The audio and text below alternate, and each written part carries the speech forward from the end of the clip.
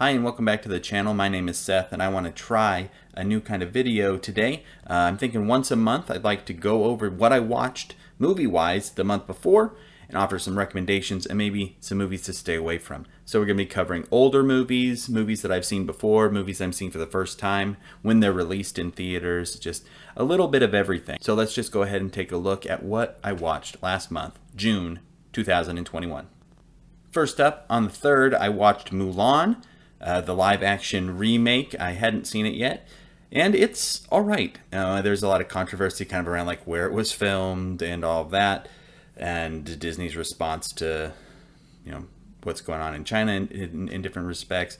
But when it just comes to the movie itself, these live-action remakes are weird because they're longer than the original, but then they cut out so much from things that are in the original animated movies, like no Mushu, no songs. But more than I thought, I did enjoy like the side characters that were with her, like the guys that were in the army. They did a decent job at kind of at least making them recognizable, where it wasn't like you were just like, who are these people? But they had little bits of character, not nearly as much as in the animated movie. I'd say if you're interested in watching the new Mulan, just give it a try. You can always stop it if you're not into it, especially if you have Disney Plus. It isn't going to cost you anything.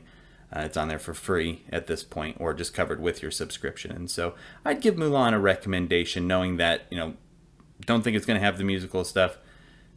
It has a lot of like kind of like a Hong Kong martial arts, like the wire work kind of stuff in it, which is a cool way to get people into that. And so Mulan gets a slight recommendation. If you're interested, I'd say go for it.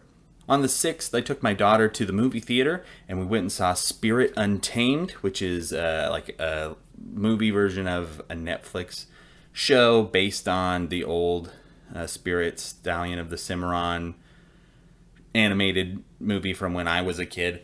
And it was fine. I'm not the demographic for this kind of movie at all. It really does feel like one of those small chapter books that are written for like young girls, especially girls who like horses, about a girl who has to go and stay with her estranged dad for the summer, and then she makes some friends and she falls in love with a horse and they go on this adventure. And it's got some big names in it, like Jake Gyllenhaal is her dad, but I didn't realize it was him until the movie was over and I was watching the credits. But it's harmless is what it is. It's for the people who it's made for, and don't seek it out, obviously. But if like your kid is like want to watch it, there are way worse things. There's some fun characters, and I even had a couple small laughs in the theater watching it. So that's going to be like a slight recommend for me. But again, don't go looking for it. But if you got to watch it, there are way worse things out there. Now, embarrassingly so, I had never seen Beverly Hills Cop. So on the 6th, again, Kayla and I watched that at night. Kayla, my wife, and I watched that. And I got to say, there's a reason that it's a classic. It's kind of weird watching these cop movies, now with like the current political, everything landscape when it comes to cops. You really think more about like, well, this guy probably shouldn't be flying to another city and then like causing all of this, ruckus and everything. It's not good. But, it's a movie. You just think about it like that. It's not real life. It doesn't have to be.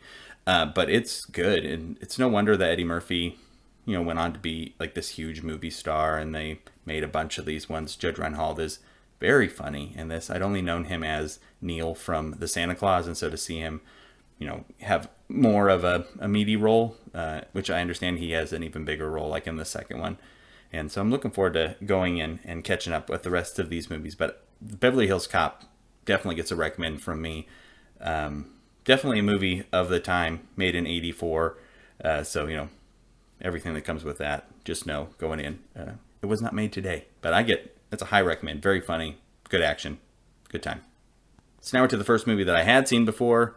Frozen, it comes on in my house every once in a while. But I actually did sit down and watch it. I don't try to put movies on my list that are just going on in the background that I'm not paying attention to. But one night, on the 7th, actually, we did sit down and watch Frozen, and I think Frozen holds up.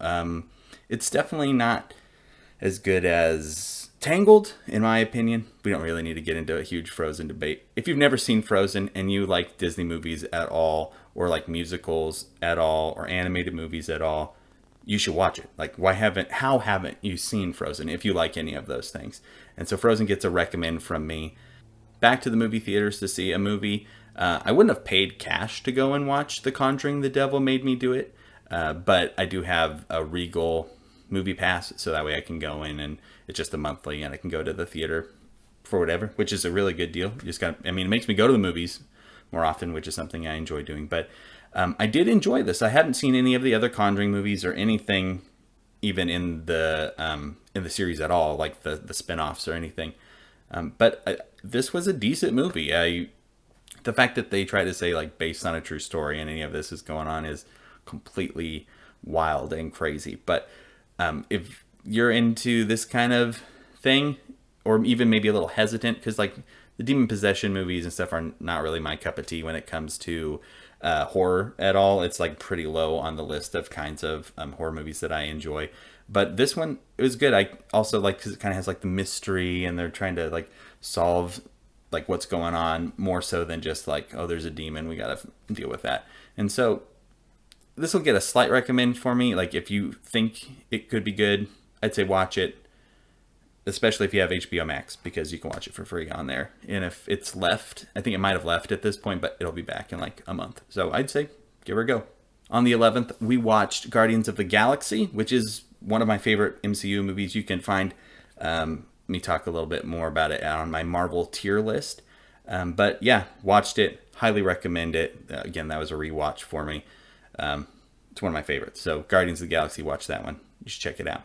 On the same day we watched Guardians of the Galaxy, I sat my 2-year-old down for her to watch Finding Nemo, which is one of her favorite movies at the moment. And here's the thing. I didn't like Finding Nemo very much when I first watched it.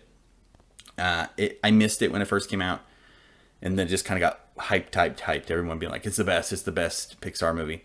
And so I didn't really like it. Probably just because being a contrarian and whatever. But was watching it this time, and I think the reason why I kind of was hesitant to not like it is because I am Marlon in a lot of respects, and just like in the bad parts of being him, worried and stuff all the time. It's like I don't want to watch a movie to hang out with me. Like I want to watch a movie to hang out with more fun characters than that. But it really kind of hit me a lot more. I really like how Marlon gets his story arc and Nemo gets his story arc separately, and they both were able to grow and really just kind of appreciate each other. But yeah, it was the first time I really kind of sat down with it since I've been a dad, probably. And so it hit a little bit differently than it did last time. And so Finding Nemo is just good. I used to be really dumb and say that Finding Dory was better than Finding Nemo, and that's just obviously not true. Finding Nemo is superior, I'd say, in every way. That's something I always want to be honest with on my channel or any videos talking about movies, when my opinions change, because they do. Now, sometimes there's like whole weeks where I don't watch any movies. That was what was going on here, because I didn't watch anything until the 18th then, when my wife and I sat down and watched Crazy Stupid Love. We kind of try to watch like romantic comedies and stuff pretty often, because there's a lot of good ones. Like I had never seen Pretty Woman until a couple months ago, and that movie's just really good. And so we're just kind of trying to take risks when it comes to these, because maybe there's one that we'll think is funny that we hadn't heard a lot about. And this is when I remember came out when I was working at a video rental store, and so we had like walls of this, and I just didn't see it. This movie I'm kind of conflicted on, because there are a couple stories in it, like Steve Carell's story, and you got Emma Stone's story, which ties in with Ryan Gosling's story. And Steve Carell is the main character of the movie, but his story is the one I'm least interested in paying attention to. And I wish there was more of Ryan Gosling in it, because I think his character is the only one that really has an arc that is fun to watch. Like, he doesn't become a worse person and do things that are just super hurtful to people. He is becoming better, which is, in this kind of a movie, something you want to watch. There are movies where it's like, oh, it's exciting and interesting and fun to watch somebody like, turn into a bad guy. But in Crazy Stupid Love is like, I'm watching this movie because, I want to see people, be in love with each other or whatever, which is sometimes what, I want to see in a movie. Like, I'm not above saying that that's what I'm looking for sometimes. And, this movie, again, if somebody's saying that they were thinking about watching, I say I had an okay time with it, but it's not something I would go out of my way to tell somebody that they should watch. June 20th was Father's Day, and so we watched 4 movies at my house, because when my kids ask me what I want to do, that's pretty much it. I know some people like to go fishing or go out on the lake on a boat or hiking or, go on a trip. For me, when I got to pick what we do for Father's Day, it's just sit down and watch movies. And so the first movie we watched was Luca, which is the newest Pixar movie. It just came out on Disney Plus last month. And so it's pretty available. And I would say if you haven't seen it and you like Pixar movies at all, you should watch it. We slept on it a little bit, or I did. My kids watched it when it first came out with their grandma, but I didn't watch it. I wasn't really looking forward to watching it that much. Even I was like, oh, I'll see it at some point. This is a movie about like some fish kids. They're kind of like mermaids, but when they come on land and dry off, they look like people. And it really is nice to watch a story that's not about like the end of the world or, I got to save this person. Of course, there's some peril and everything in all of these movies, but it's a story about friendship, and it's not about like, oh, does she love me, love that? Like, it really does feel like the kind of stuff a kid could get into, and it's nice to just see that kind of a movie and to see that kind of a relationship too. I don't think we get enough depictions of just good friendship, especially in movies like for kids. They need to see that more, and I need to be reminded of it too, I think so. And Luca does a good job at that. It's funny, couple big laughs. Again, not a surprise if you know anything about me. I definitely cry in this movie. But yeah, Luca gets a big thumbs up for me, and I would go out of my way to be like, hey, you should see this. Really, Luca's good. The next movie we watched on my Father's Day binging spree was Batman: Mask of the Phantasm, which is an animated Batman movie. It was theatrically released, same continuity and everything as Batman the Animated Series from the early 90s. This movie came out in 1993. It's got Mark Hamill as the Joker in it. Best Joker.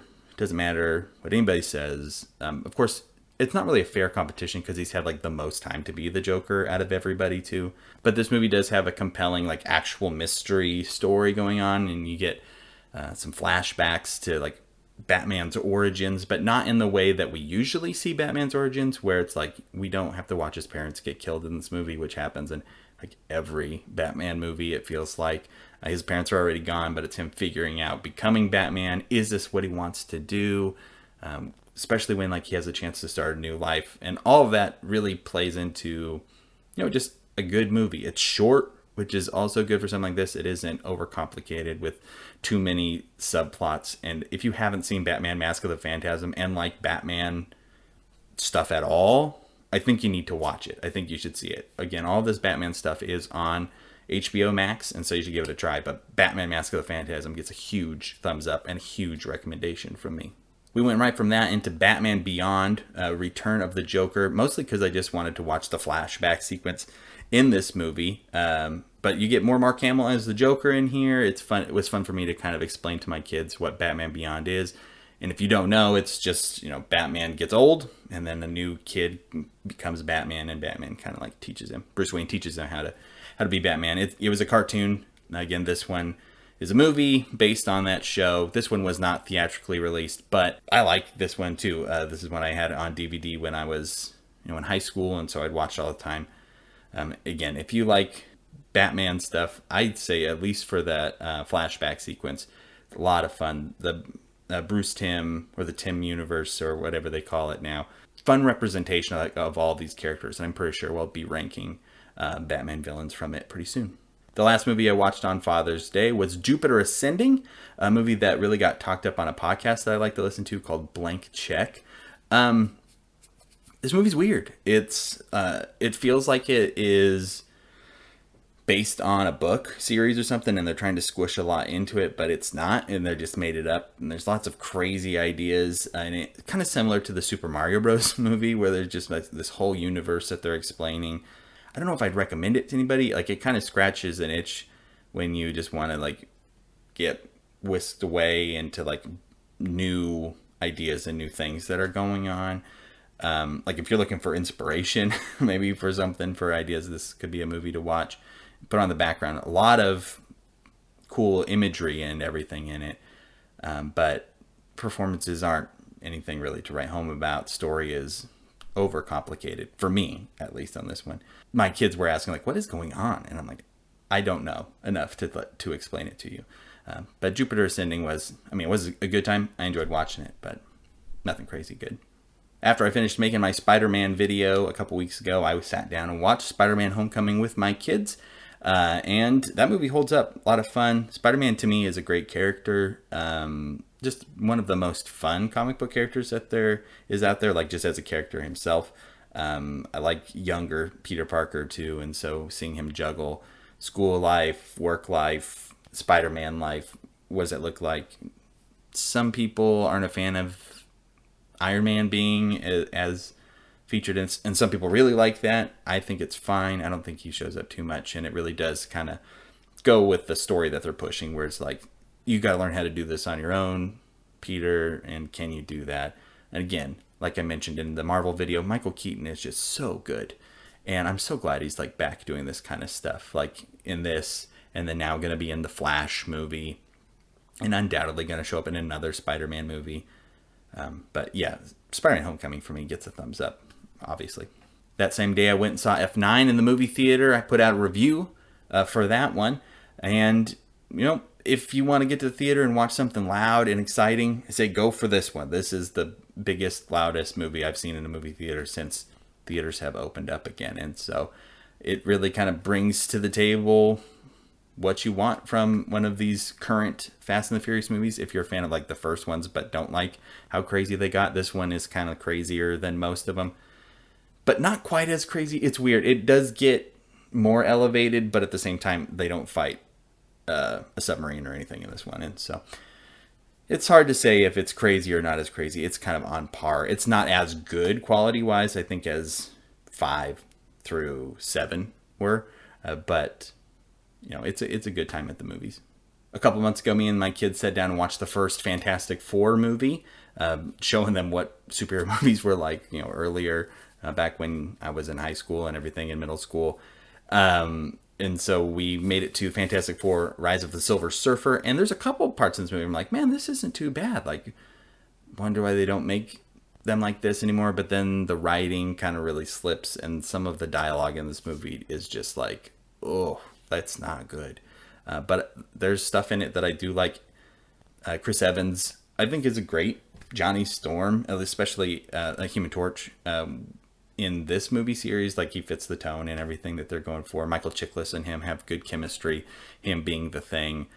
The problems really kind of come from Jessica Alba being Sue Storm, the Invisible Woman. I don't blame her.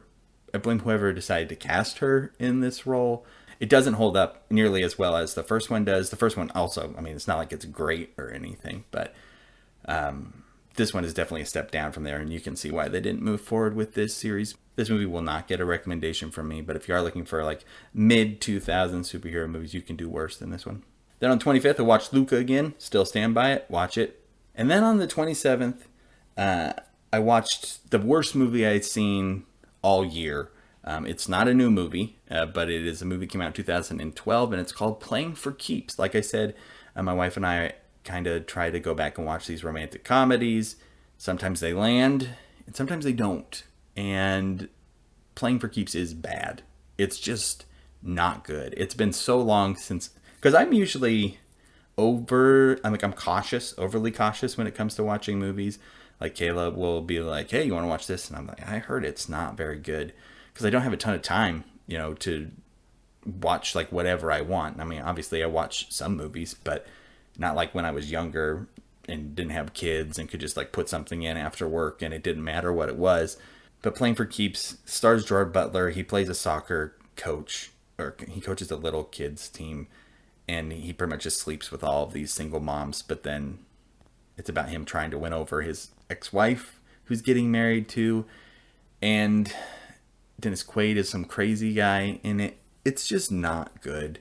Judy Greer's character is probably my favorite in it, if I have to pick anything. But I just like Judy Greer in general. But I don't really want to talk about or think about this movie. I actively would tell people not to watch this one.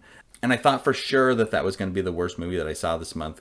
But then the last movie that we watched this month almost gave it a run for its money, but is redeeming in that it's kind of so bad that it's good.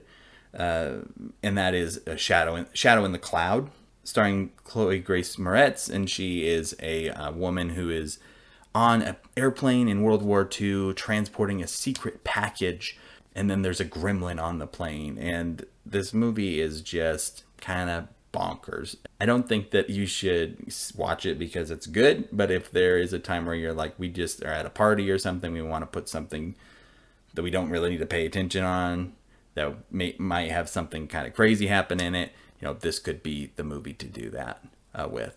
But besides that, not really something I would give the time of day to. And that is the month of June. I'm going to be putting out one of these at the beginning of every month, talking about the month before. Maybe you can find a recommendation for a movie that you like, or maybe a warning to stay away from something that you didn't. We put out regular videos here every Saturday. Don't forget to hit like and subscribe, and we'll see you next time. Thanks. Bye.